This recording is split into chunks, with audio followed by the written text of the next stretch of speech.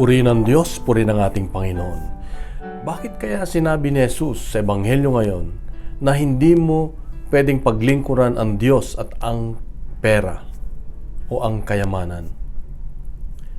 Sa Ebanghelyo ngayon makita natin na pinapalala ng Diyos na hindi mo mapaglilingkuran, hindi ka makapaglilingkod sa Diyos at sa kayamanan. Ang isa sa mga pinag-aawayan ng tao dito sa mundo ay pera, kayamanan. Mapapunta man sa gobyerno, pera ang pinag-aawayan. Mapapunta ka sa pamilya, sa relasyon, pera ang pinag-aawayan. Mapupunta ka sa isang pamayanan, sa community, sa simbahan, pera ang pinag-aawayan. Sabi nga ng isang kaibigan kong pare, isa sa mga dahilan kung bakit nasisira ang isang pare ay pera din. Kapatid, alam ng Diyos na ang pagpera ang ating ginawang Panginoon sa ating buhay, tayo ay mapapasama. Bakit? Dahil kung pera o kayamanan ang mas mahalaga sa iyong isipan, sa iyong buhay, sa iyong puso, isa lang ibig sabihin nun, hindi ka nagtitiwala sa Diyos.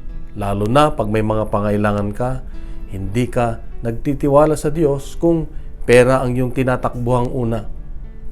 Kaya nga, ang demonyo ay nagbibigay sa atin ng temptasyon at alam niya na isa sa mga temptasyon na mahalaga sa atin ay ang pera. Kaya lang hindi niya tayo pwedeng desisyonan. Kaya ang nagdidesisyon pa rin para bumigay sa temptasyon ay tayo. Kaya kailangan tayong magdesisyon na huwag piliin ang pera, kundi magtiwala sa Diyos na meron siyang magagawa, na pwede tayong iligtas sa mga pangailangan natin.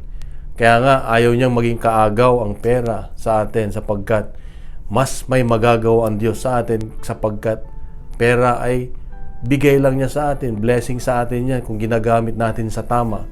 Kaya kapatid, ito ang palala ng Diyos sa atin. Huwag pera ang gawing nating Panginoon sa buhay natin, kundi gamitin natin ito na ito ay pasasalamat natin sa Diyos at doon tayo kumapit sa Diyos. Siya ang ating Panginoon.